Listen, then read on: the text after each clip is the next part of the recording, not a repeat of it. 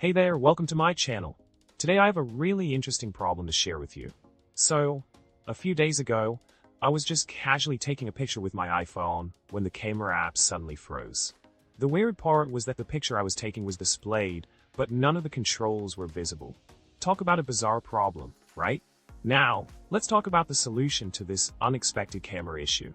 The best course of action here is to head straight to the Apple Store and get your iPhone checked out.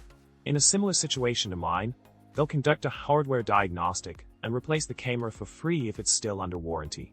It's crucial to address this problem promptly to ensure your iPhone's camera functions properly. In summary, if you ever encounter the unknown part message on your iPhone camera, don't panic. Simply schedule an appointment at your local Apple Store for a thorough inspection.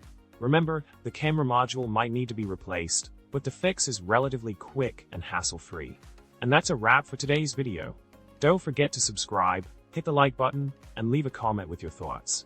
Until next time, stay techy and keep capturing those special moments.